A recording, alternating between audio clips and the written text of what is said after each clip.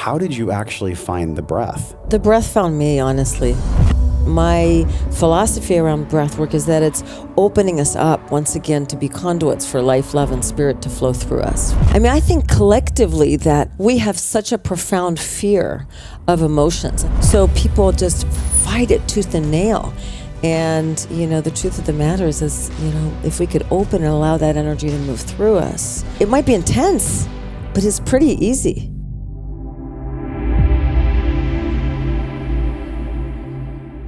Gwen, last night was amazing. Thank you so much for coming to Austin. It's been such an incredible journey, and here we are, almost like in a time machine that's warped us forward. So Gwen Payne, welcome to the show. Thank you, Josh. Gosh, it's such a treat to be here with you. Yeah. You're actually one of my first guests, the first guest to stay here in the studio.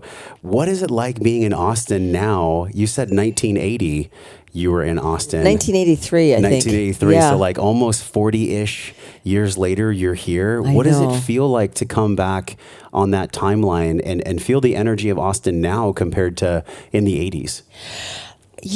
I'd like to say it feels really different, but honestly, it doesn't. I mean, back when I came the first time, I was here briefly, just like I am this time, and there was a magic to it. And that's how I feel this time too. From the moment I landed, there's an excitement in me to be in Austin. And I don't know if you heard this last night, but I was telling Carrie that, I was actually conceived in Austin, and I discovered that when... I did not know this. Yes. So I told my mom the first time I visited, I said, I feel like home here. And honestly, it was the first place in my life that I'd ever felt like home because I moved around so much. Mm-hmm. And so that was such a weird feeling, to be honest, to feel at home somewhere, that I literally called my mother up to tell her that. And I hadn't known until she told me in that moment that I was conceived in Austin. So I don't know. It just feels like a homecoming. There's a joyfulness that I feel within myself, but also that I seem to, and maybe that's my projection, but I feel like a joie de vivre, here, that people really are enjoying life. That's your Stanford French coming through right there. I just felt that. One thing I've always really enjoyed about you, especially when I first met you in Sedona, and even now more so becoming a father and just, I guess you could say, holding the space of my own family and my own business, is you are one of the most fully expressed people that I've ever met. And I've met quite a bit of people in 42 years. What is it about the expression that you carry and the way you express yourself that you think people are hungry for? In other words, to be fully expressed is what so many people are hungry for, yet it's blocked by so many of the stories that we create about why we can't be expressive. So what do you think it is about your ingredients or your soul that allows you to be essentially more free and more expressive than the average person? Okay, because I was just about to ask you, what does that mean to you, fully expressed? Because for me, it's just kind of a natural thing. I think in part it is having grown up in a Mediterranean culture where there's a lot of hand gesticulation and freedom of tone and volume and peculiarities, quirkiness in people is celebrated. Right? There's not the homogenization of let's all try to fit in, right? So I think that's in part is that foundation. And Josh, I've been working at peeling away the layers of conditioning and imprinting that come from lineage, that come from culture, so on and so forth. And I still continue to do so. So how can I allow myself to be more free, whether it's in dance, whether it's speaking, whether it's however it is that I can show up. So it's something that I work at as well. It was something that I feel when we hang out at the lake here and you're in a bikini.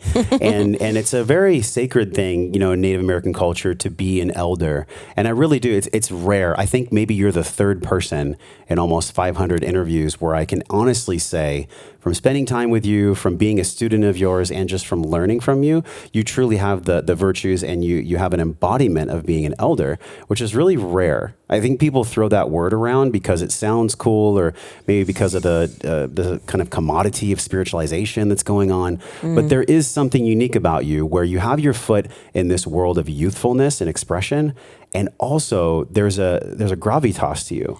last night we experienced your breath as prayer medicine, really. 10 of us, and we went very deep. I had a traumatic purge come out of me of grief and sadness, which felt amazing. And a lot of people might not understand, in order to hold this space in a breathwork ceremony or breathwork training, you have to have experience yourself. And this has been like a multi-decade piece for you, which we're going to go into, all of your story. There's so much momentum and vacuum that brought you here to Austin at this time. And even what you're doing with Inspired Sedona, like there's a big momentum behind it. But if I can, like, let's just dive into this one piece as a jumping off point. So many people, they have this emotion inside of them where it's like, whether it's anxiety or depression or whatever it is, what is it that actually blocks people in your experience of letting go, of truly letting go of depression or anxiety? What is it that makes us essentially lock our own jail cell and we forget that we hold the key? Breath. Do you know how little people are breathing? Yeah. 30% is what the average American adult is said to breathe of their functional capacity. 30%. I mean, just that in and of itself. I mean, you want, one short answer, it's breath. Absolutely. Because essentially that's starvation mode for the cells of your body, for your brain. I mean, it is literally living in survival mode. I don't think we can help but be anxious and depressed, right? That's standard. So, I mean, if there is one thing I would encourage everybody to do, it's to breathe more. And usually the thing we hear after that is, oh, I breathe all day, Gwen. Or Nope. I've heard it too, like I breathe all day. But there's a key in this, and you talk about this in your work too, where it's like this block that we have. The fear of what we're going to find is really the treasure that's going to give us the peace and the courage that's already within us. There's a cave and it has this scary monster in it. And I think especially our society conditions us that further makes us breathe incorrectly, that disconnects us from our body. And it really is, well, don't go too deep because you might find something that you might not be able to handle. What do you make of that? Yeah, that's very true. People really can get so triggered by the prospect of going within, can't they? Yeah. Well, to be honest, the first thing that comes to mind is the story about, everything that we're looking for is outside of us, right? And that trance is so deeply, deeply embedded in our psyche. And ultimately, I think that the socialization process that leads us to this fear that lives in us from young, that the consequences for expressing ourselves authentically are pretty severe, right? So, I mean, the message to not express ourselves authentically starts literally right out of the gate with babies crying, being told, shh. And people often say to me, well, isn't that a soothing sound? Well, it's not a mistake. It means be quiet. Right? And so that message starts really right out of the gate. And of course, at home, in schools, religious institutions, if we attend them out in public from complete strangers. But the bottom line is that it's not just the message, it's the consequences when we freely laugh or freely just blurt out whatever it is that we want to say. And then we get rejected, we get isolated, we get, we get scolded, punished, humiliated, bullied, on and on and on. And so it's a combination of, basically the socialization process across the board of being told that, oh no, your happiness resides in that other person. Yeah. It in that bank account, in that thing, in that experience, when ultimately it really is within us. I remember at the end of 2019, when I did your training with Carrie, we did it together. Yeah. I was like, well, why do you actually do this, Gwen? I think you were like pouring a coffee at the counter in your old training room. And I said, why do you actually do this? And you were like, well, it's because of trauma. It's because of trauma. Every human being experiences trauma. I think to be a human is to be a traumatized being. And it doesn't have to be this large capital T trauma all the time. It can be these micro traumas. I've shared on the podcast that one of the ways I personally used to traumatize myself would be micro trauma from watching pornography or micro trauma from not speaking my truth when I was a child over and over and over and over and over again. And we both know that energy cannot be created or destroyed, just transmuted. So energy has to go somewhere. Does that still, that was 3 years ago, you told me that in person. Has your definition or your understanding of trauma through the art of breath or not, has that changed for you at all since 2019? Not at all. It's still the same. Absolutely. I mean, what I just described, that socialization process, is trauma, isn't it? Yeah. So trauma is at the root of any label as far as I'm concerned, right? And behavioral dysfunctions and so on, right? The core of dysfunction is that we're out of alignment. There's a natural way of being that we were born to be. And that is actually a freely expressed being. So rather somebody's with us right now watching or listening and they're like, well, what is he actually talking about?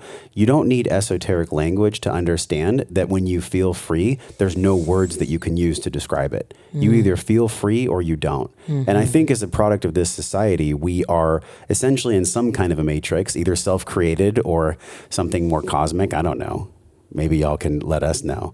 But how do you define this? This even with Inspired Sedona and all that you're doing with your trainings and how breath came into your life, how would you actually say that freedom is something that we already have? And how would you describe the way that we actually block ourselves from embodying or from feeling free? I am pretty, practical. Right. And so when I speak to questions like that, it's really because of my felt experience. Otherwise, I really can't answer that. But in my case, what I've experienced is, those moments of freedom in breathwork. Right. So in breathwork, I think one of the things that's so impactful is that concepts become viscerally experienced. And then it's an embodiment. Then it's a deeply known thing. And so in breathwork, we have the opportunity, and of course, working with so many people, it's not just my experience. Then it becomes, witnessing, holding space for people to experience the same thing. Is that it's something that we can tap into in breathwork, or it's just a felt. And in that moment, there's an understanding that has nothing to do with anything outside of ourselves. Nothing whatsoever. It's part of our essential nature. And so those are the moments of freedom that I've experienced and, witnessed in others. It's just, it's a tuning the world out. It's a letting go of what we've been carrying, whatever energies we've been carrying, releasing and bringing our attention inward. And only then can we really experience that freedom. And then when we do something like breathwork consistently, and of course I'm biased, but I just don't know. And I've experienced a lot of things and I've trained in a lot of things, but I don't know of anything else that has brought me to these types of experiences like breathwork, where, I can feel it in every cell of my body. And so that's why breathwork as a practice is so important to me, because just having that once in my life is not enough to inform me that it's within me. It's a fleeting glimpse, right? But doing breathwork consistently can give me that more embodied connection to it. Energy and motion, emotion. And you even said this, I believe on your site, I've heard this before. Emotions take about 90 seconds to move through us. Yet we tend to fight that 90 seconds. So if emotions move through us in 90 seconds, what is going on in our psyche that makes us block them? I mean, we've been told they're unsafe. I mean, I think collectively that we have such a profound fear of emotions. I mean, if people were to really go in and look at some of the beliefs, if they could kind of take a magnifying glass at some of the beliefs that they hold in their body that has been imprinted upon them, not that they consciously think, if I feel this, I'll die. If I feel this, I'll go crazy. If I feel this, I'll never come back from this. If this will never end. I mean, on and on and on. And so people just fight it tooth and nail. And, the truth of the matter is, if we could open and allow that energy to move through us, it's pretty easy. It might be intense, but it's pretty easy. So then what I heard from you is if we can allow it, and there's a construct, there's tools, there's a way that you teach where we can actually allow something, and it's actually a lot more easier than we think once we master it. But what I heard from you is like, if we can just open a gate, it seems to me like there's a floodgate inside of all of us. Maybe it's a construct of the mind, but also it's connected to our body. I mean, the body is the subconscious mind. So then if it's just as, quote, simple as opening a gate, why is it not feeling so easy? Why does it not feel so easy to open that gate?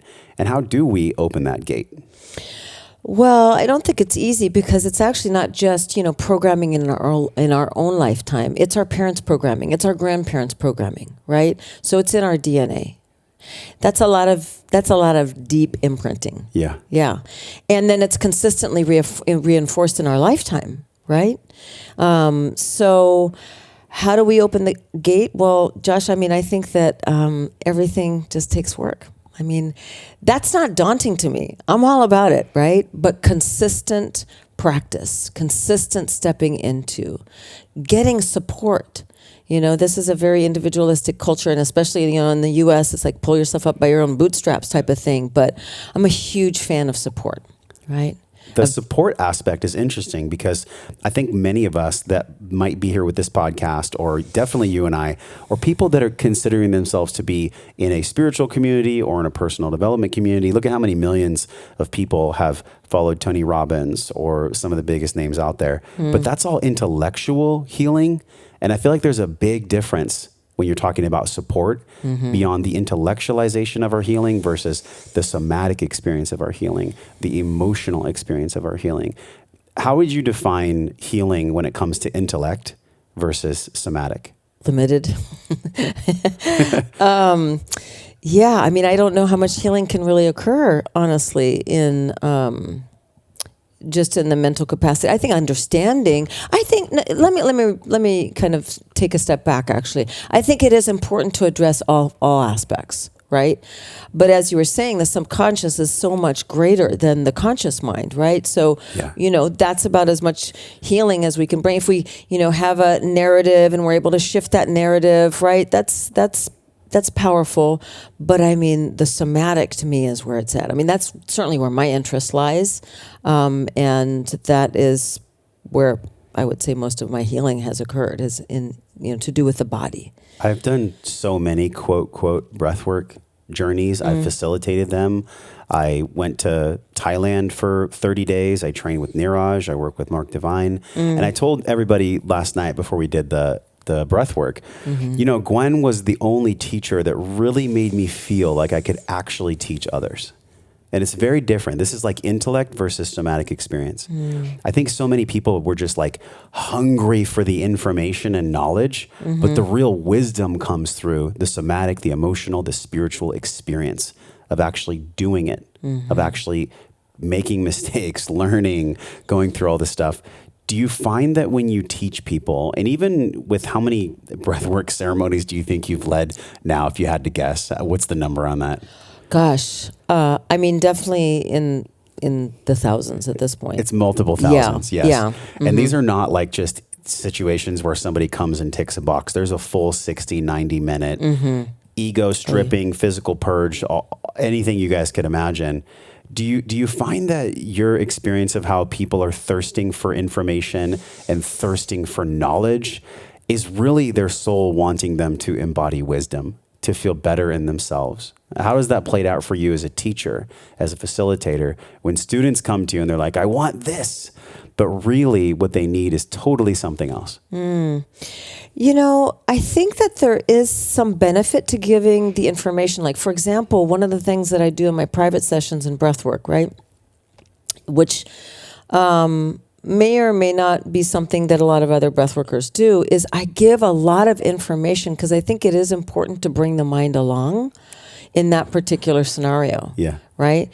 In my facilitator trainings, I think one of the things that sets it apart, and you can probably speak to this, is the embodied learning that people go through the facilitator program, where I because I've done so many ceremonies, individual and group, that I can just teach a flow to somebody, and I break it down into little segments where I teach like literally the first 5 minutes. Do you remember this, Josh? Where people. What do you do when they get to the door? When they get to the door, how do you make somebody feel comfortable? Do you know how many people? How do you scan their body? Yeah, and do you know how many people have said, "Oh my God, that was so helpful." Just that piece alone. Yeah. Right. Or it's never just occurred to them. That's right. Because of their upbringing. Mm-hmm. Exactly. And so that embodied aspect or facet of learning is what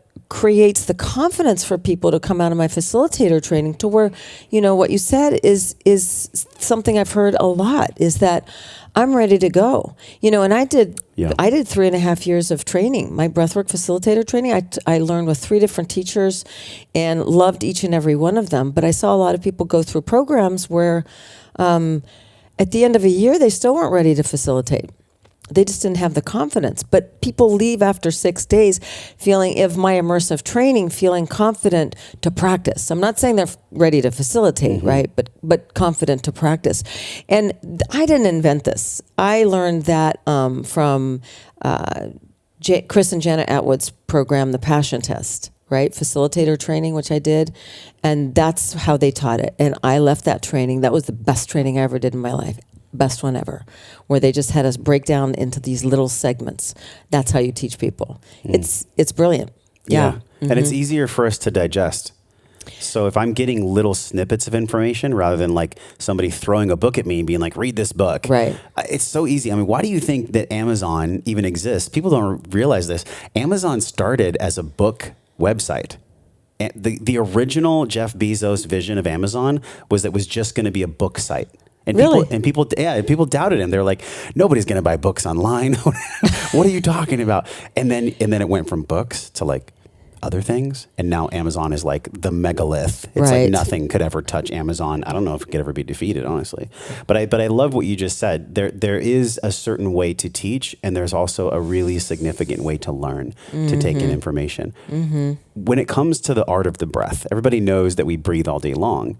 And we inhale, we exhale, we hold, but we're not really doing it correctly. And when I say really doing it correctly, I would be suffice to say, and I'm curious how you feel, most people are either breathing from a postural deviation or they're reverse breathing pattern people, where when they inhale, their belly goes in instead of rising. And then when they exhale, their belly goes out.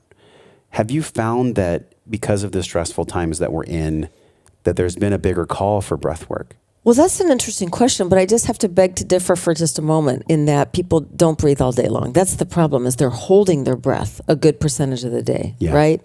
And I have to make mention of this, that they're holding their exhales, right? Because if you think of exhale is free expression. When we sigh, we're freely releasing, right? So that's the part of the breath that people are holding, is their exhales, because they've been taught to suppress from such a young age. Inside of you, have you been noticing that because of the stressful situation that we're in with lockdowns and really the war of the mind, have you found that people are becoming right now more attracted to breath work? There's no question that people are becoming more attracted to breathwork. There's no question whatsoever, which is thrilling. I mean, when I first got trained 23 years ago, it was a very, very lonely career at the time. But I've kind of attributed it to, in part, just this witnessing the growth of yoga, right? And that, there's pranayama, and so more and more people have gotten exposed to breathing, and, the wellness industry, of course, has grown tremendously. So I think that it's kind of perfect timing for breathwork to have come more into the public eye, because yes, you're right, people do need it more now, but I think it's kind of been a natural progression. And it feels like there's a trend of breathwork where this is why it's so powerful to have you on the podcast today, because I feel like you've been in the game for such a significant period of time, 30 years plus of the art of breath, right? Well, I've been facilitating for 23. But you yourself have been involved in the art for more than 3 decades. 35 years. So I'm knowing that if experience is a barometer for growth, if there's an intention behind it for real growth, then the trend that we're experiencing right now has two sides. There's one side of it where, hey, great, more people are breathing, more and more facilitators are here, more instructors are here. But then with that, there can also be kind of a homogenization of breath work and a commoditization of breath work. How do you make sense of that, of what's happening right now? I'm choosing my words carefully all of a sudden, Josh. I just think that if I were choosing a breathwork program, I would definitely choose one that isn't just a weekend, unless you do it for yourself, right? You know, that's the kind of thing that I would look for. I would look for somebody who has a lot of experience teaching it. And I know this may not be the direct answer to your question, but this is just what's coming up for me strongly. Is I see that there are breathwork facilitator trainings for 3 or 4 days, and that makes me uncomfortable because of what you said. It's that it takes a lot of experience to really hold the space and create a transmission of safety that no matter what comes up for somebody in breathwork, I got you. Right? That's the part where it, because it has become so much more popular and there's so many trainings springing up that that I feel a little uncomfortable with, right? And sometimes, but I do trust that the universe supports us in that we get the right clients. So that's the thing that kind of soothes my nerves in that regard. Yeah. But, coming back to that topic of trauma will absolutely come up in breathwork. There's no question. When, we don't know, right? But it definitely will. And or to what degree, we don't know either. Sometimes it can be full body convulsions, shaking, crying. Last night, I coughed and I almost felt like I was going to throw up for a good 20, 30 seconds. Yeah. I mean, it takes a significant amount of experience to be able to hold the space, to be able to be in that space and make that truly happen. That can't be shortcutted. In other words, you can't maybe just go to one training and then be able to have the constitution to go and use all the information you learned and actually be the space and actually lead the room. Yeah, I mean, the transmission of the facilitator is really the key piece. I mean, that's the first and foremost tool and skill that a facilitator has to have, is just anchored, grounded transmission of presence, and therefore, just being able to tune into their own guidance system, because it doesn't matter, frankly, how many trainings you've done. There will be things that come up that you are completely unprepared for. What's something that's happened for you where you were like, oh my God? Oh my God.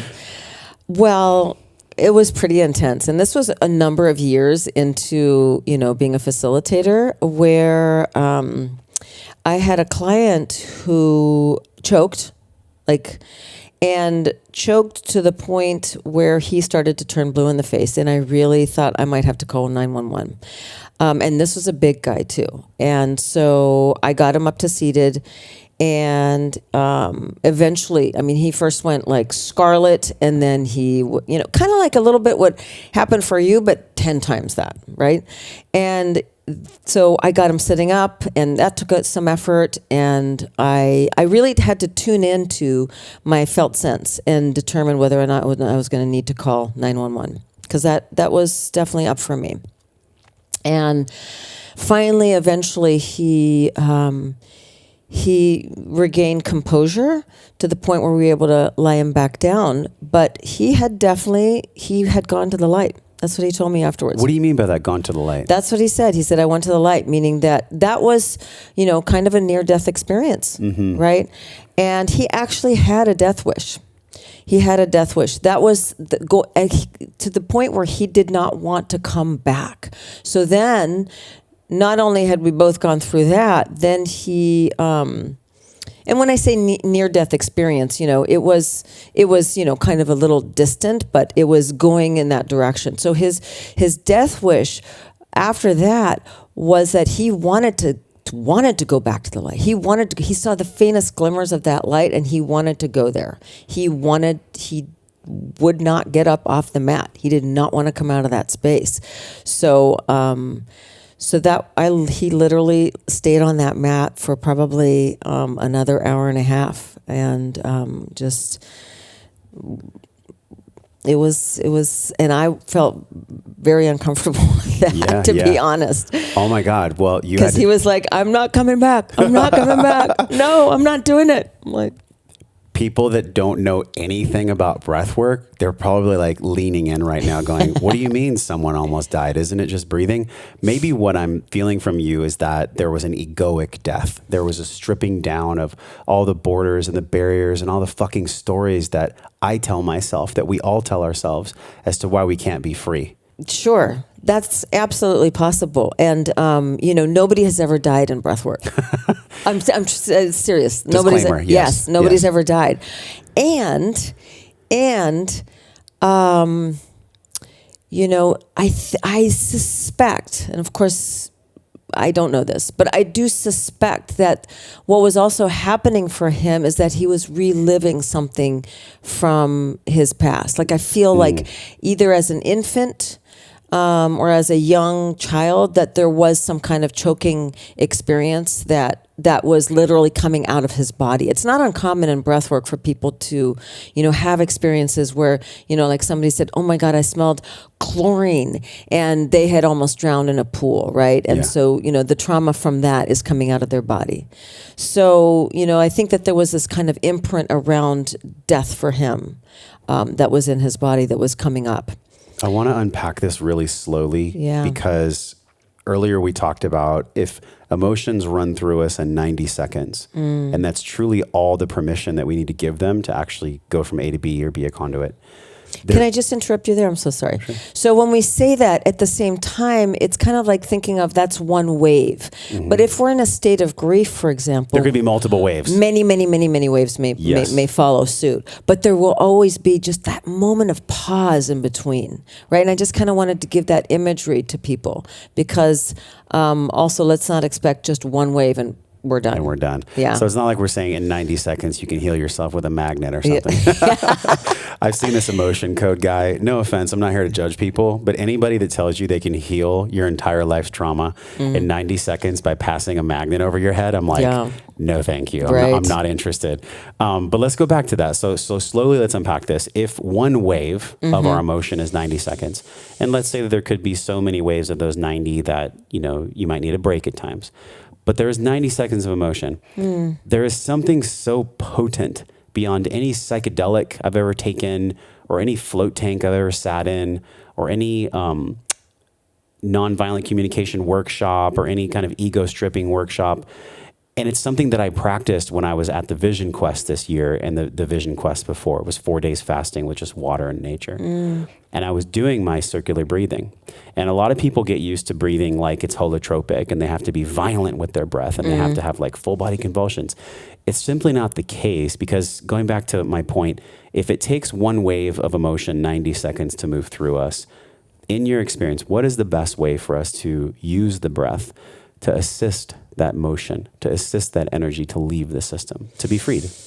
So I think in part intention, right? And so, I spoke to this last night that my philosophy around breathwork is that it's opening us up once again to be conduits for life, love, and spirit to flow through us, right? That's just the philosophy that I've arrived at by breathing myself, by breathing others.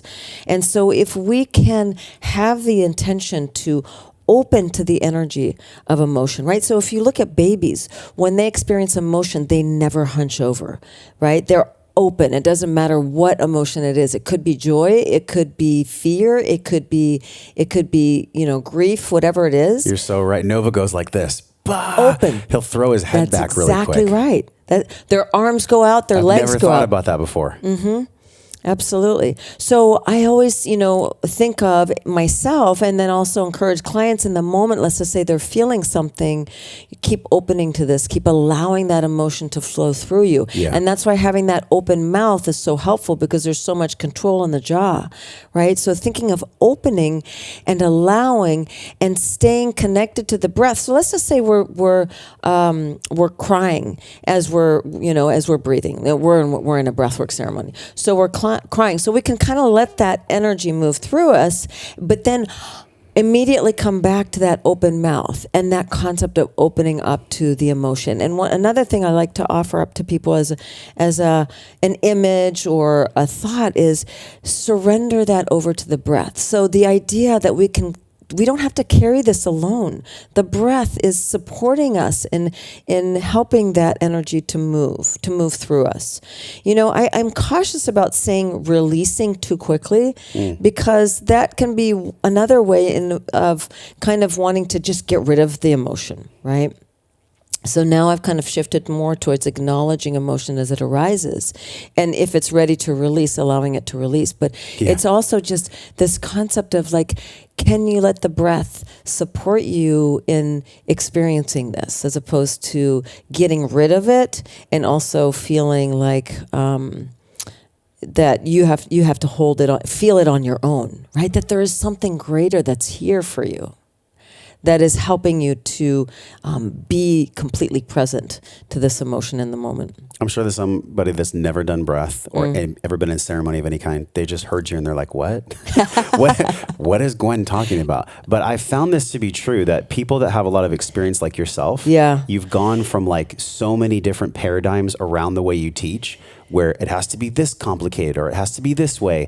And then at some point for the masters, people that are like 10,000 hours plus of facilitating, it gets to be just this easy, simplistic way that you teach. I even found myself last night when I was your participant, I was like, oh, I wonder why Gwen isn't doing it this way. And I wonder why she's not. You're literally just in flow, like you're in alpha 2 brainwave. You're in flow state. You're present. You're in the room. That is something so potent and so powerful. And I really want everybody to feel this.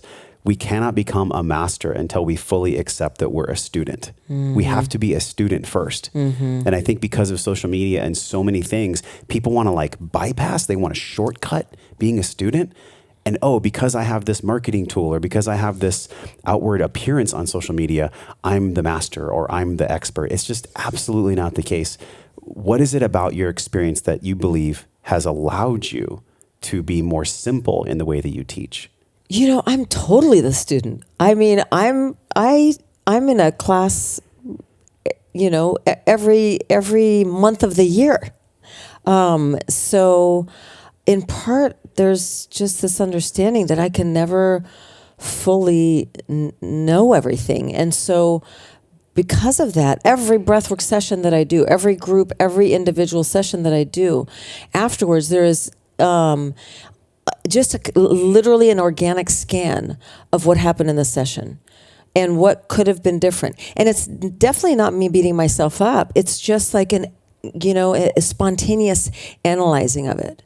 And continuing to stay open to shifting the work that I do and how I explain it. And I mean, literally, I find, every time I create a manual, the next time I teach a class, it has to be changed because I'm already teaching it differently. Yeah. And there's something about breath work that I believe it's a calling, Josh, because with as much training as I've gotten, and the training has been so impactful, my learning has really come not just through experience, but by teaching it. I find myself talking in ways that I don't even know where I got that from. Yeah. Like it just comes through me. Honestly, it's kind of bizarre. You said on your website, I think it's because of your past and you had a very, I guess you could say, different experience growing up than like the normal American experience. You said, my diversity and cultural experiences were the most formative education of my life, one that provided my unique vision and perspective upon which I draw my work. This is like growing up in North Africa, Tunisia, Carthage, raised in an atheist, agnostic household. So if you were brought up that there was no such definition as God, and you were brought up in a culture that was so close to Sicily, which is near and dear to my heart, and you were brought up in a way that was so different, how did you actually find the breath? How did that even happen then? The breath found me, honestly. I mean, I've said that exact phrase. I love that. Really? That's so funny. See, this is why you're here, because I really feel the same way. Yeah. It's the only thing that really allowed me to have a release of anxiety and depression. But let's go back, because there was a construct. You were not raised by a hardcore yogi. You were not raised in a household where you were going to SRF every day. That being said, my mother was kind of, she had this hidden love for spirituality. So I have to just tell you something, that as I was saying, I don't know where this comes from. This is bizarre, the knowing that comes through me. All of a sudden, my, let's see, it would be my great aunt came to me. So I have a great aunt, my mother's aunt, that was a spiritual teacher way before her time. Right? So she went over to India in her 20s, became a spiritual teacher, a spiritual dancer, and, taught in New York. Her name is Hilda Charlton. And so all of a sudden in that moment, I felt like, oh my God, I think it's coming from her. So that's just kind of a side, but that's never occurred to me before. I never met her in my life, but she influenced my mother. But my mother, I would say, was more the agnostic person and would hide from my father, the atheist, that she had these spiritual tendencies. So she did teach me yoga at 15. And she did take me to my first spiritual retreat at 21. What kind of a retreat was it? It was a Sufi retreat. Oh. What do people get wrong about Sufism? What is Sufism? It's a mystical branch of Islam. Got it. Yeah. So it was a fantastic retreat in Montana, and my mom kind of tricked me into going, because I probably wouldn't have gone if she told me it was a spiritual retreat. She said it was a yoga retreat. So, off I went. I loved every part of it. And that's where we stumbled across breathwork, where we would sit at lunch just outside of this room where people were doing private breathwork sessions, and we would see people coming out, the participants. So we knew what they looked like going in, and they would come out with this radiance upon their faces, right? This is why I have a mirror in my office, so that people can look at themselves after a breathwork session. We would see the transformation upon their faces and say to them, what did you just do? And they'd say breathwork. And then the classic is what we responded, I breathe all the time, Yeah. And so, of course, we were curious, and that's how the breath found me. I did my first breathwork session 35 plus years ago, and I remember it vividly to this day, vividly. Literally. I can remember the sounds in the room. I can remember the visuals. I remember how I felt emotionally. And that's not uncommon for people. If they haven't done, altering substances, right? So if people go now, of course, with all the ceremonies, people are more accustomed to going into altered states of awareness. But if we haven't experienced that before, often that first one is that memorable. And that's how it was for me. But I will say the difference, people talk about this, your first kiss can never be duplicated. I feel like with breathwork, it can be. Like if breathwork was a kiss, it can definitely be duplicated. Yeah. I mean, there's certainly many, many that I remember, but that first one is one of the more vivid ones. It was special. And was that in Carthage? No, that was actually in Montana. That was in Montana. Yeah. So when did you make the move from Carthage to Montana? How did that happen? Oh, I wasn't living in Montana. That's where we went for the retreat. So you flew over and flew back? Yeah, no, I was living in California at the time. I was going to Stanford. Okay. Mm-hmm. It's interesting because your parents were intellectual, I'm sure. Oh, they were professors. Professors. So very academic family. Is that what gave you the fuel to go to Stanford? Was that Oh, definitely. energy? Yeah, they both went to Stanford. How did that play out? Did you feel pressure from them to go? Definitely. Because it's so funny. Like usually people that go to Stanford or like these big schools, it's like right on their website. And yours, it's like tucked away. You're like, I went to Stanford. I'm like, why are you not talking about this? Do you know, that's so funny. So interesting. That's so funny because I've definitely like hidden that most of my life. How so? Why do you hide it? Because people expect stuff from you if you went to Stanford. It's kind of like they either go, oh my God, you went to Stanford. And it's like, whatever. I don't know. But it was in French studies. Yeah. French language. Yeah, because I didn't know what I wanted to major in, and I wanted to keep my French fluent. And, French studies incorporated art history and literature, and I loved all of that stuff. So yes. So that's, well, I find that in our spiritual world, there's a lot of broke spiritual people. There's a lot of people that they almost reject capitalism or reject business. And what I think is really unique about you is you had this academic background where you had to learn how to go through essentially the suck. You had to learn how to study. You had to learn how to actually formulate goals and have a strategic plan to accomplish things. And it's no surprise to me that we're sitting here now at this perfect time, and your breath work and inspired Sedona is growing in the way that it's growing because you have this vacuum, you have this energy and this backlog of not just going to Stanford, but also allowing yourself to go through the sucky parts of life, allowing yourself to go through the trauma. Has there been, I'm sure there's many, like there is for so many of us, but is there one thing that cracks your heart open when you're like, wow, I really am proud of myself for going through this specific trauma because it really allows me to teach my students in an authentic way? You know, speaking to the trauma, honestly, Josh, I've been such a wild free spirit a lot of my life that and that included just opening myself up to not necessarily positive experiences as well. I just have had a thirst for living, and that's definitely brought me to a lot of experiences, and some very positive and some very negative, to be honest. I certainly had trauma in my upbringing, but the thing that cracks me open, if you want to talk about the thing that cracks my heart open, so I have empathy because I've lived a lot. I've experienced a lot. The thing that cracks my heart open the most is having been at my parents' side on their deathbed and what I did for them in terms of fighting to get them off of the medication that hospice was putting them on. So that was where I found my true grit, to be honest. Yeah. And then all the life experiences that I've had, combined with that. But that was probably the thing that, and having been a single parent has really been heartbreaking and heartbreakingly beautiful. What's the gift of that? The heartbreaking and the heart opening? Just that I want to say in both cases, my parents' bedside and fighting for them and fighting for my kids in different ways brought me into a state of profound confidence in my own guidance because I had nobody advocating for me or supporting me in either of those cases, right? I just had a knowing, and I had a fierceness about standing up for what this knowing was, and didn't question it. And even now talking about it, I feel such strength. I feel such strength and power, and that comes from really listening, that deep listening. And as I mentioned last night, that's in part what Breath is Prayer means to me, is that deep listening to our own authenticity, our own guidance system, and what's true for us.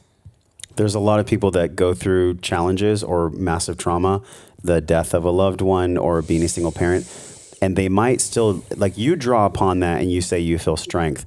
Some people might say they draw upon that and they feel a charge. So what is it about the breath that you've done and the inner work that you've done that's allowed you to draw upon these traumas as something that you're strong from rather than you're just holding a charge from? Because there can be I guess you could say a confusion on the outside when someone's charged about something. It might be perceived as strength. It might be perceived as power, but it's not. It's not power from peace. Right. Power from peace can be trusted. Power from force can't always be trusted. Mm-hmm. So, That's a good point, because when I was younger, people always used to think I was incredibly strong and confident. And in fact, I felt the complete opposite, when I was young. Because there was such a schism between that outer and the inner. So how do I not have a charge around it? I'm going to say, again, because of all the support. I work with some really, really phenomenal people, and I am not shy about that. And I believe that we all need mentors. yes. We need mentors, and maybe several of them, to reflect back different facets or aspects of ourselves. I have found that has been the most important part of my development, for sure, for many years now. Mm-hmm. So it's like creating a scaffolding around you of healing, Yeah. different healers. I remember when I was first learning with you, and I had already gotten back from Thailand at that point. Yeah. And I was going more into like the teaching realm myself, where I was creating the Breathe, Breath, and Wellness program. I was doing a lot more in the breathwork world. And actually, before I facilitated for 25 people at the Paleo conference, we did a private session together. Yeah. And in that private session, the very first question you asked me on Zoom, you said, well, how are you getting the healing and the support that you need? So that I could show up to the group of the 25 people. And I think that's so important. It might be easy for us to just throw it out there like, oh, of course, if you're a healer of any kind, then it's really important for you to get your own healing. But I find that that's probably the first thing to be forgotten with most healers, because there's marketing, there's responsibilities, there's all these different things. How has that been an anchor for you as a healer yourself, consistently getting healing that you need? I just can't imagine doing the work that I do without it. You know, I can't imagine what I would have to give, to be honest. You know, there was a time when I was really struggling financially early on in my career where I wasn't getting a lot of support, you know, and, but even then, it's always been a priority for me. I mean, you know, when I could, I would get it, you know, or sometimes I would just make it happen. I'm not going to lie. I didn't feel tremendously supported in some ways in my family. In some ways I did, in some ways I didn't. And I think that I have craved that and sought after that my whole life. And, you know, for when I was younger, it was primarily through friendships. And that's one thing that I pride myself on are my friendships that, you know, they're my family. They have been there for me. I am there for them. They know they, you know, can call me in a split second. I'm there. Right. And that, but more recently, and well, not more recently, since I became, somebody who works in this field, I have a little bit of hesitancy around saying the word healer because people tend to associate that with somebody who takes something away from you, and that's not what I do. I hold space for people, but I think you're a healer. I'll say it. Yeah, that's fine. You can say it. We can wax poetic on that. So it just has been, you know, a no-brainer. It's that I don't think that you can do this work, really, honestly, and I'm so grateful for it. And there's so many really, but I just feel like you've got to really go for the top at the top. We were in the kitchen yesterday, and I think we were talking about healing, and you said, I have always been like, if there's something we need to work on, or if there's some kind of healing that's needed, let's do it. And I was like, yeah, we both nodded our heads. There is this construct that you've gone through and that I've gone through where God created a vacuum for you, Spirit created a vacuum, where you had to go through some very challenging experiences. After 500 of these interviews, I have yet to sit with someone that hasn't had some type of dark contrast that has actually, in a beautiful way, been the very fuel that allows them to serve others, the very fuel that allows them to really be there for others. Do you ever get reminded when you're in these breathwork journeys, or even last night with the 10 people we had at my home, does anything ever come up for you that's healing by facilitating others to be healed? Absolutely. I mean, is it specific that, you know, sometimes I place my finger on? Not necessarily in breathwork. I can't honestly say in breathwork, they're working through something that is healing me. But I will tell you that I always feel better after leaving a breathwork ceremony than I did going in. Always. It's you know, I know that going in. I'm like, yay, I get to facilitate.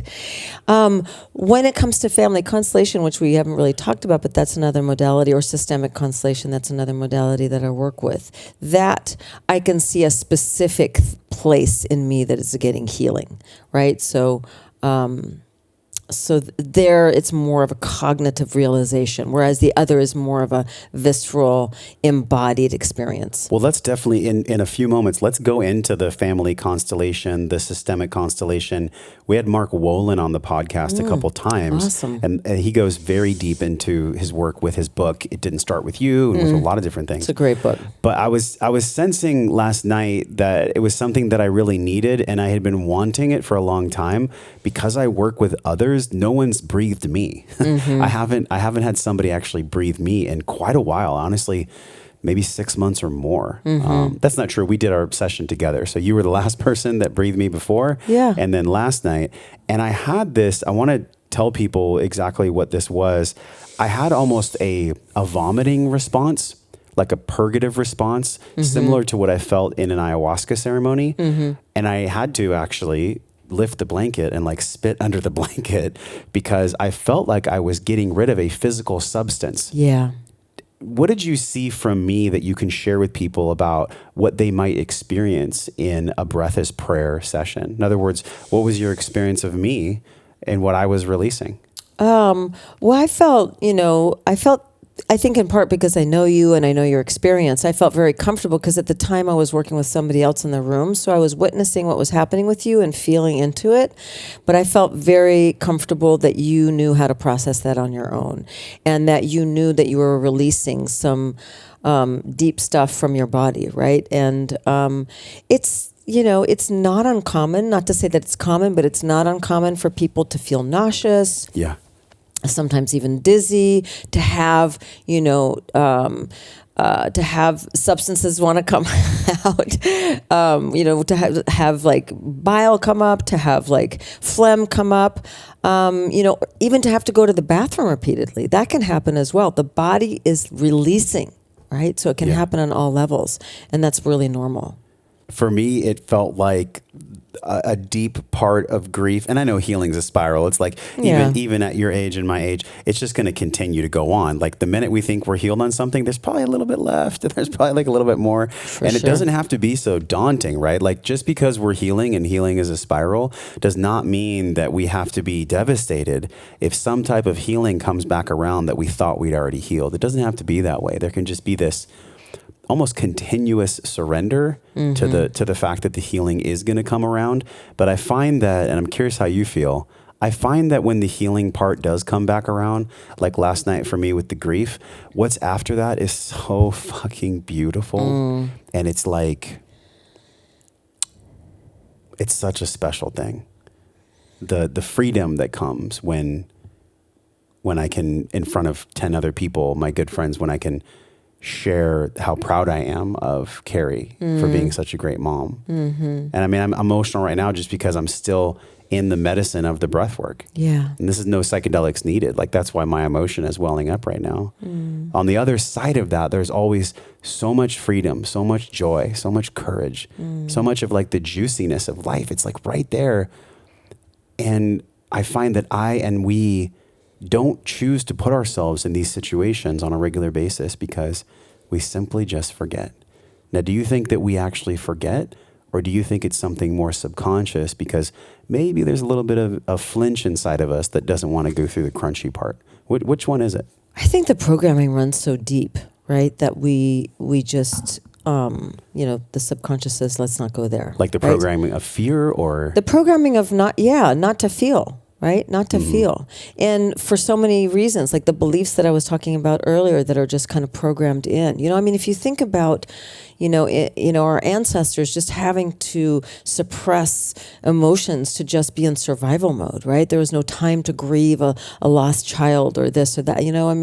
It's just generations upon generations suppressing emotions. And so it's really wired deeply into us at this point. And that's in part, Josh, why I get the support, because I can more freely go there with somebody who's holding space for me. And, I teach this stuff, right? So that's why it's like, we'll jump to get a session. The minute I start to feel something, it's like I want to be held and really allow myself to go fully in there, because we are community beings. We're wired for connection. And when we feel somebody just holding that space for us deeply, unconditionally, who has no fear themselves, right? And that's in part what I do for others, right? So, but I'm wanting that support from somebody else so I can really drop into that and go for it. Do you fear death? Yeah, I think I do. Because I don't feel ready to let go of my kids. Yeah, so it's more sadness. That's my response in some way too. Yeah. Is people have asked me, like, do you fear death? And I'm like, well, I feel like I've died like 6 times. Like I definitely agree. twice in ayahuasca, multiple breathwork sessions where I'm like, oh, this is what it would feel like to have no ego and to actually not be here. This is the somatic experience of that. And I'm not angry that we die. I'm not, it's more of a deep hurt. It's like, oh, well, I won't get to hold my son anymore, or I won't get to be with the friends that I care about. I won't get to experience this richness of life. But I've been through phases of that, and I honestly, at the core of it all, I think it's that sadness that allows us to live so well. Like if we lived forever and if we never died, there wouldn't be a speciality to life. There wouldn't be a lane that we could all understand that this is a temporary place.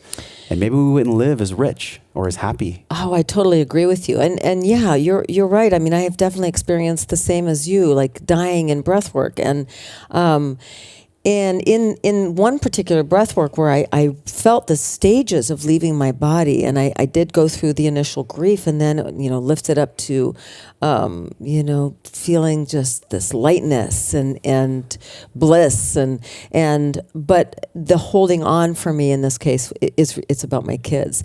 But that has been something. Death as my advisor has been something that I have been using as a philosophy for many, many years. I mean, I think I've always had this kind of like, let's live for the moment, right?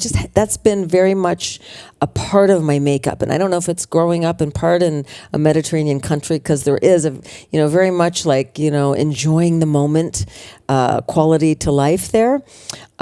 So that's been something that I have expressed through my living for as long as I can remember, but also consciously using that concept death as my advisor. In my first breathwork training, we actually went through this incredible exercise where the teacher had us come in that day. We didn't know what we were going to be doing, and he had these cubicles set up, and we all went into our own cubicle, and he said, "It is your time to prepare for death." And we went in, and he had us write letters to everybody that we needed to write a letter to. He had us write our wills out. It was one of the most profound experiences I've ever had, period. And we were crying, and we were really in it. We were really in it, and that from that moment on, when I used to drop my kids off at the bus stop, even if we'd had like a tense morning or what have you, it was always like, loving them up before I say goodbye to them, because you just never know, right? You just never know. What a powerful exercise. It was amazing. It's still amazing. It lives inside me. I can feel it from you now. So if death is your greatest advisor, what else has it advised you on? How to be more fully in the moment, how to show up more fully in my truth. It's certainly a process, though, right? How to show up more truthfully as I am. I think, it's definitely a process of unwinding the conditioning. So there are certain areas of my life where it really has taken root, and others where I continue to work with. So in these areas that you continue to work with, do you always connect it to the family constellation and to the generational stuff, or is it actually yours from this lifetime? We can kind of segue into this, because I'm going to link it for those of you with us on YouTube and watching. Like, there's 2 episodes with Mark Wolin where we go very deep into the history, the practicum, and really the science of family constellations and epigenetic trauma that's passed down from our literally from thousands of years. Like, I believe you even said that your mother's mother had polio, and so she could not walk without the aid of crutches. And somehow that belief set integrated into your genetics, and you had to do some serious healing on that. Can you share that with us? Yeah, in that particular case, basically, what I was working with is I could not trust life. I just had this deeply imprinted belief that life wasn't supportive. And what's very typical is that this didn't just come down my mother's lineage. So, for example, when this beautiful baby, my grandmother was born and then almost immediately contracted polio and then never learned to walk, right? There was, this belief that life is not to be trusted. And on my father's side, his mother died when he was quite young from breast cancer. So a very similar belief. And this is very, very common, is that, beliefs form or not formed, but are passed down through the lineage. And then we have experiences in our own lifetime that reinforce that belief. So it's actually both simultaneously.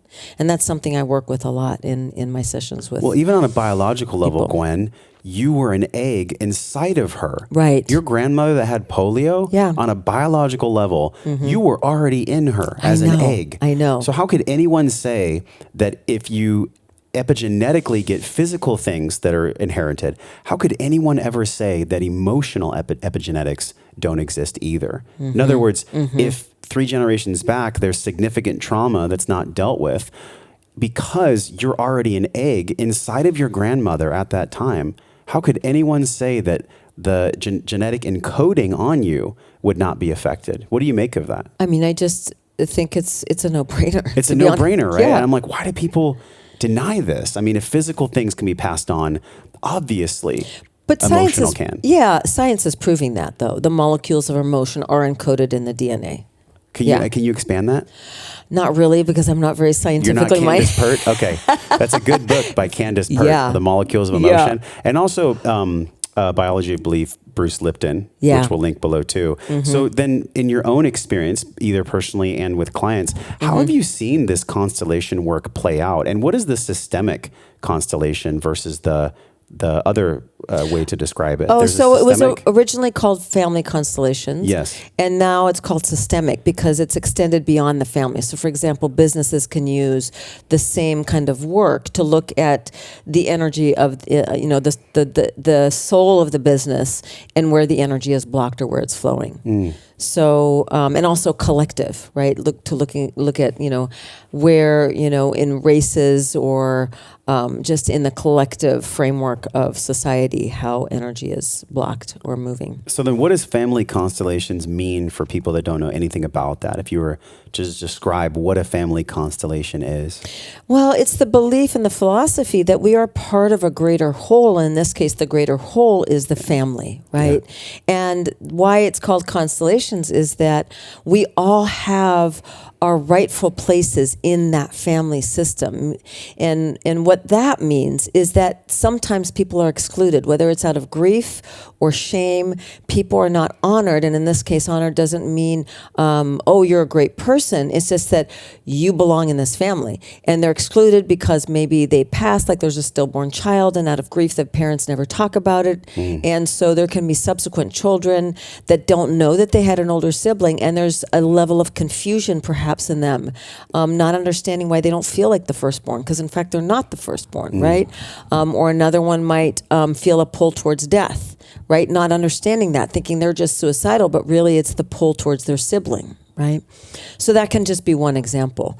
But does that answer your question? It's great. Okay. I mean, that's a podcast on its own. Sure. If you wanted to go very deep, and again, we're going to link this below. It's interesting to me because a lot of what we've been exploring on the podcast today is the art, the science, the integration of breath, and how people can actually use this really ancient tool. It's been used for so long. I mean, probably some of the most earliest text that's ever recorded when people were stamping things on concrete, on rocks, there was probably some record of breath, in your studies. And I believe it was a university in Washington, a mind-body university that you took your initial breathwork training at. What has fascinated you the most about breathwork, and how have you started to combine that with the passion test, the hypnotherapy, the epigenetic trauma? All these things are kind of blossoming for you right now. Yeah. So looking back, like what fascinates you the most to start seeing how all of these other things connect? So the thing that, is the most attractive to me in a way about breath is its fluidity, right? It fluidly has taken me from, explaining it 25 years ago to my clients in a totally different way to the way I explain it now. It's like a current, right? And the thing that, as you were speaking, that just came up so strongly for me is that we are breathing the same breath our ancestors did too. I mean, that's one thing that always blows my mind. We're breathing the same breath that people have done for thousands of years. So connecting us to wisdom within and without, connecting us to, every person essentially on this planet. One of the things that amazes me, and when I started to do online breathwork facilitation during COVID, that would just like light me up, is how people, complete strangers all over the world, are feeling each other and feeling connected simply by breathing simultaneously, right? So connection, fluidity. I think those are the things that I think you probably just saw me light up right there. Yeah. Those are the things that really just light me up about breath. And so how do they relate to the other things that I do? Is that, well, it's all energy. We're talking about energy in every single one of the things that I do. Passions, what is passion? It's energy.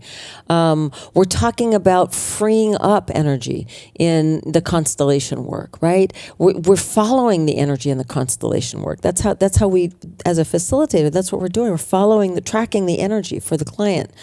And, the intimacy work that I do as well, it's about freeing up energy, right? And expanding. So I love that the breath work can, if I were to do a session, a couple of sessions with somebody, I would do whatever it is that I think that they need or whatever it is that they come to me for, I would follow it up with the breath work to anchor in what they experience, to drive it home, to integrate, to free up whatever may be arising. Like if somebody does a family constellation and then they follow it with the breath work, sometimes the emotions that they couldn't necessarily access in the constellation session will then come up in the breath work. That's so intelligent. That's so true. Or sometimes the insights, they deepen insights. Or sometimes they'll all of a sudden feel the actual presence of that ancestor in the breath work. There needs to be breath work in every type of healing modality. Even, Carrie and I, we go to a talk therapist, and I have a talk therapist, and I also do my work with you. And I have lots of people that kind of sprinkle in my life.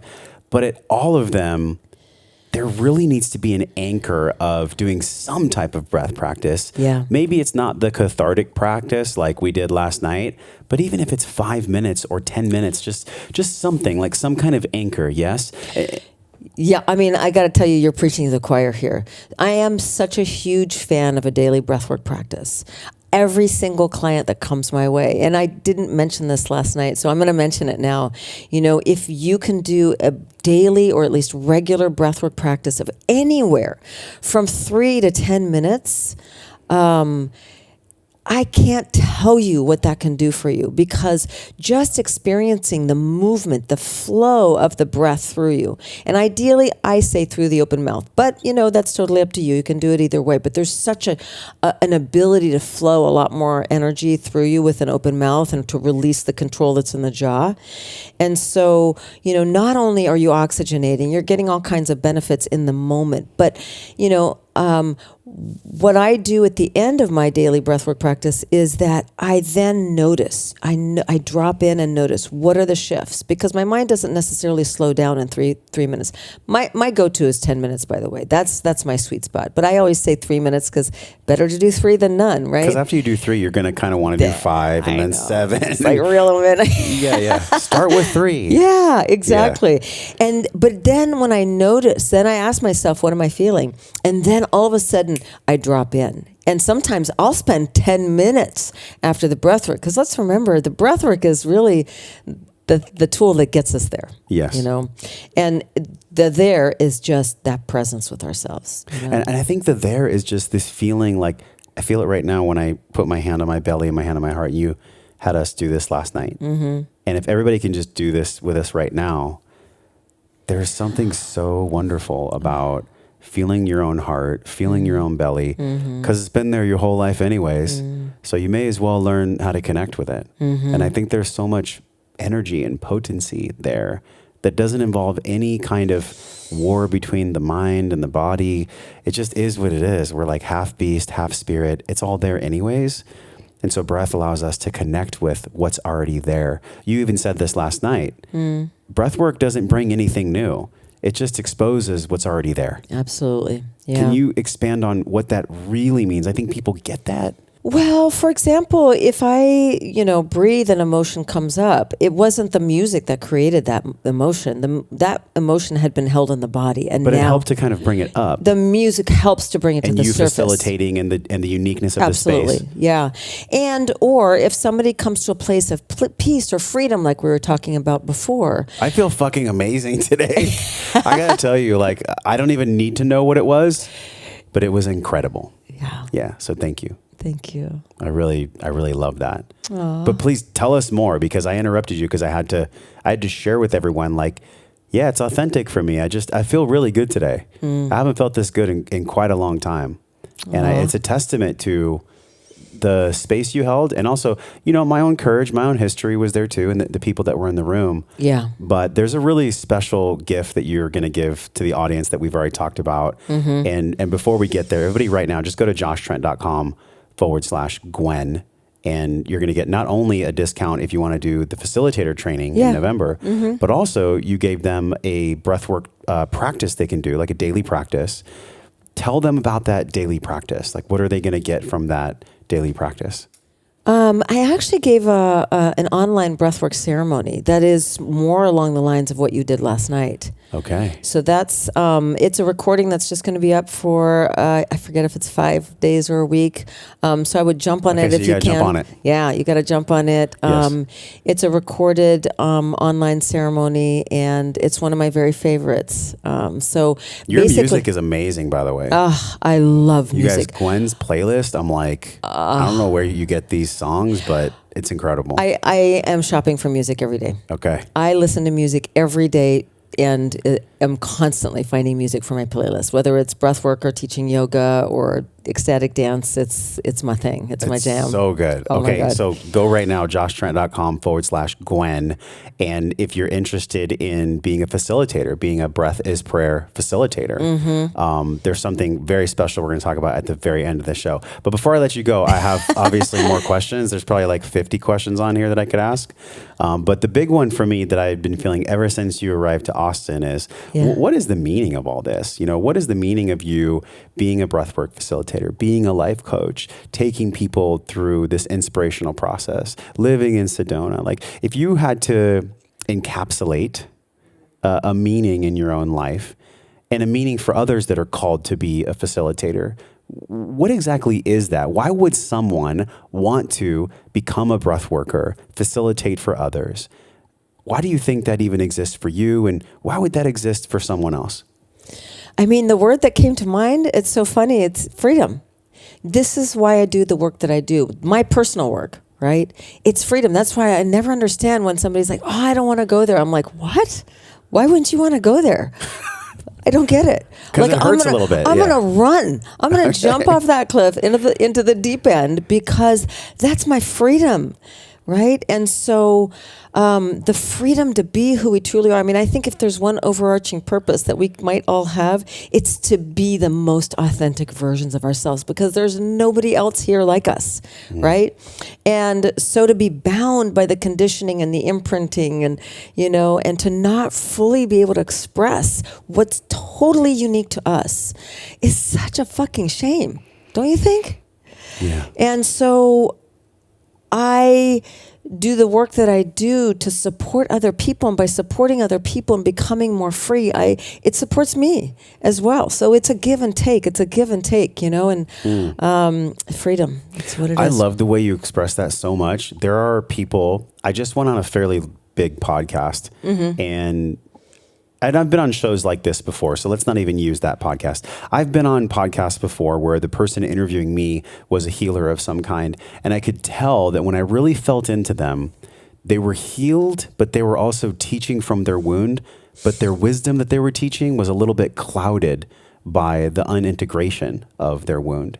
In other words, it was being clouded because they were projecting a lot of their stuff onto their students. And this is what I really love about you, just working with you and hanging out with you. Like, you know, you're staying here in the studio. Like, I consider you to be a friend. Yeah. And I wouldn't say this for too many people, but with you, there's an honesty about what you're still working on.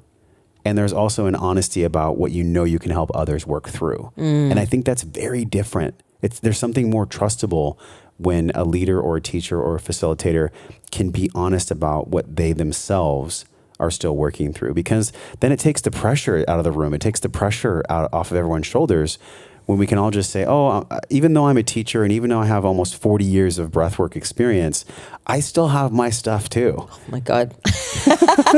This is what I tell my clients. You teach what you need to learn, okay? That's right.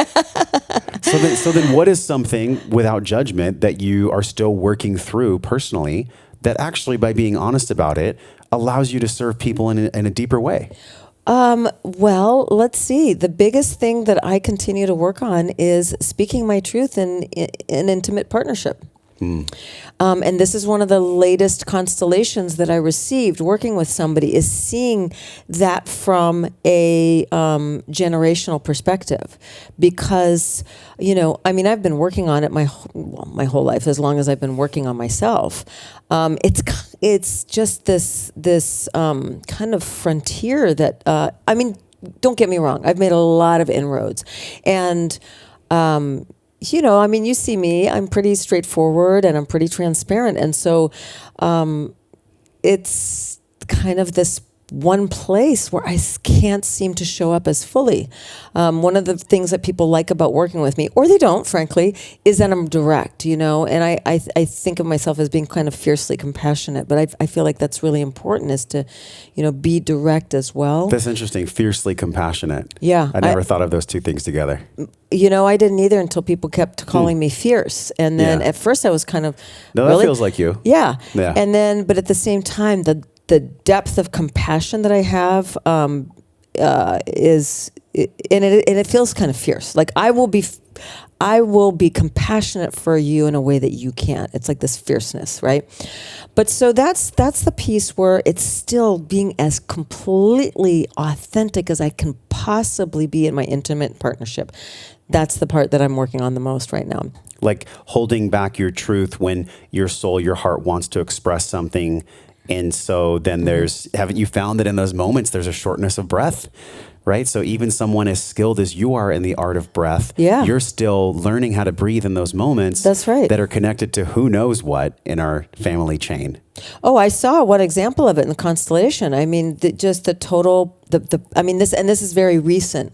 So I'm still experiencing almost more the cognitive, like, wow of seeing myself living that out, right? Of accepting this dutiful role of, you know, being the wife, even though I'm not a wife. I mean, but that dutiful role, and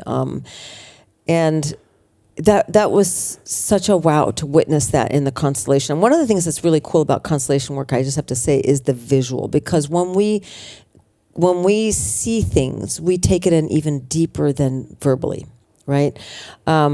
So I'm integrating that. I'm still in the process of integrating it, and I feel like this will be another big shift for me, because I have come a long way. But no, thank you for sharing. It's so awesome to know that you've worked with so many thousands of people, and you're pretty open about your own work, which is honestly the most trustable thing in this world.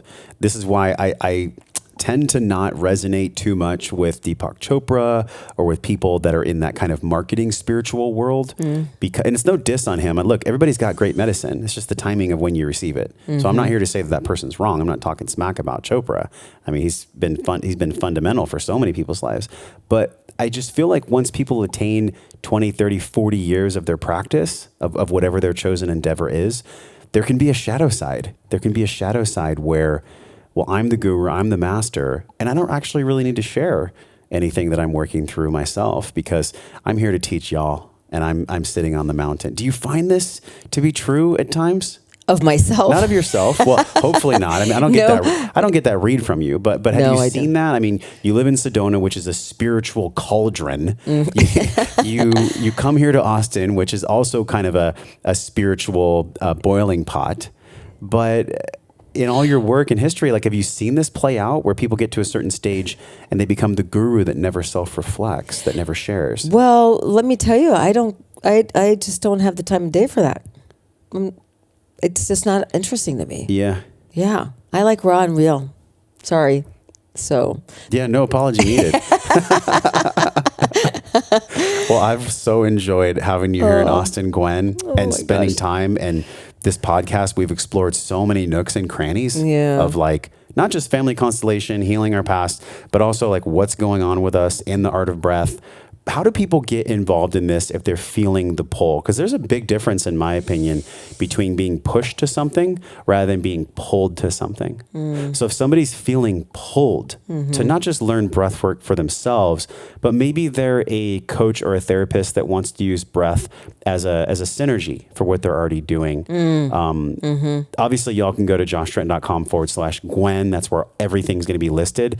But tell them the special offer, which I have to say, like, it's a significant discount. So I'm grateful that you'd even offer this to us. Share with people what they're going to get when they actually come out to Sedona. It's November 7th is when it starts.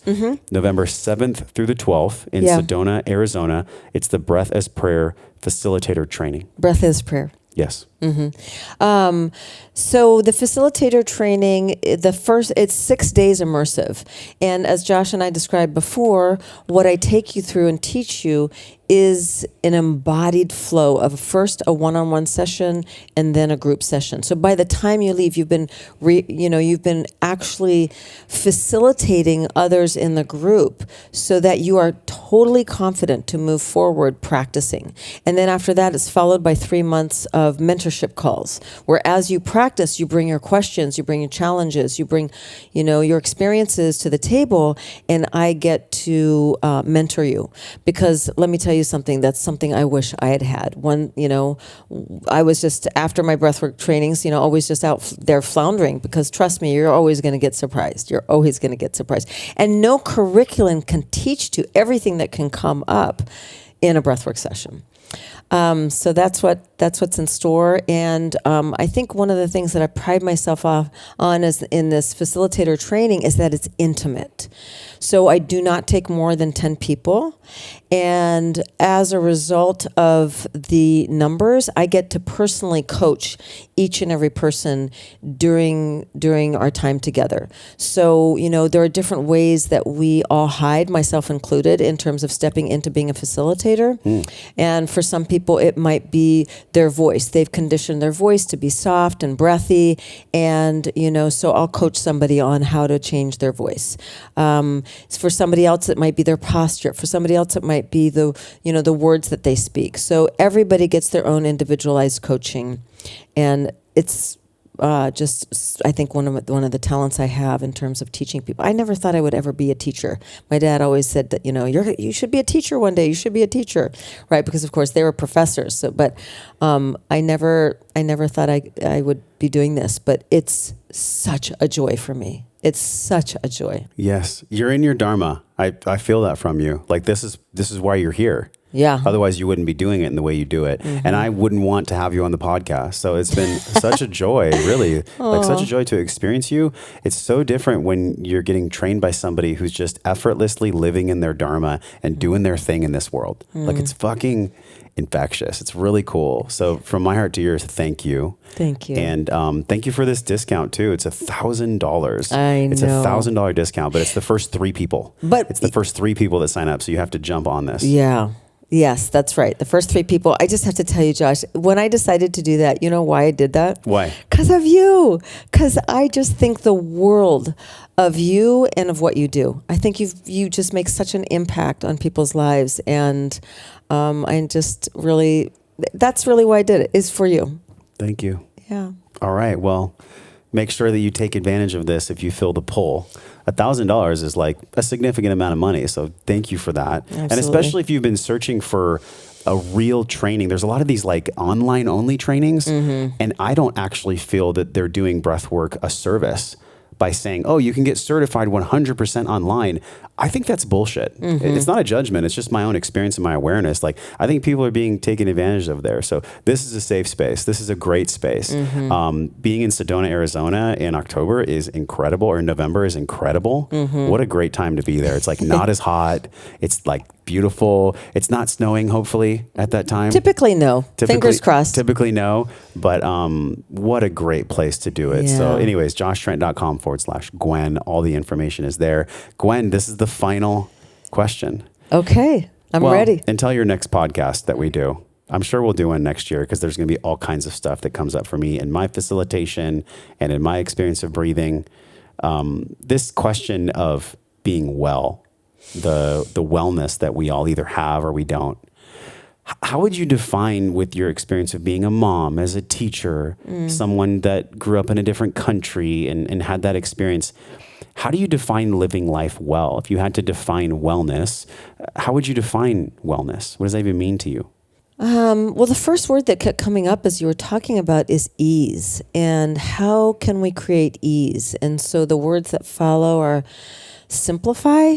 I think for me, wellness is about streamlining, about simplifying, about prioritizing, right? What is really important to me? And learning to prioritize those things that are important, and understanding what's really important to us. And this is, by the way, what the passion test does, right? But by learning to just prioritize a few things at once, can bring about the wellness, and understanding that those priorities will shift and evolve. And so staying in tune to what our priorities are on an ongoing basis,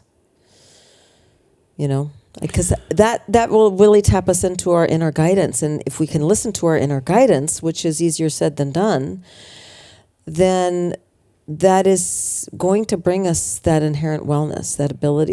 Because we're just this incredible vehicle of the body, knows how to self-correct. So I think if we can really tap in, how do we really tap into that inner guidance? Breathwork is one way. Passion test is another. Well, where can people go to learn more about you? We already linked where they can do the training, but where can they explore? And do you even have a social account that you're active on, or are you too busy teaching? Honestly, I'm too busy. My Instagram account got hacked, and I just can't be bothered. I love it. You don't have to have a huge IG to make a huge impact. No. You really don't. And so my website is inspiredsedona.com. That's also in the link as well. Awesome. So, yeah. Gwen, thank you so much. Thank you, Josh. For coming on the Wellness and Wisdom podcast. This has been 3 years in the making, y'all. And I have to tell you, like, with all the ground that we covered, there is so much more to learn from Gwen in person. So head over, if you're feeling that pull, to joshtrent.com/Gwen. And until Gwen and I see you again on another podcast, until you spend time with me again on Wellness and Wisdom, from my heart to yours, we're both wishing you love and wellness. We'll talk to you then. Hey, thanks for watching the podcast. I appreciate you being here.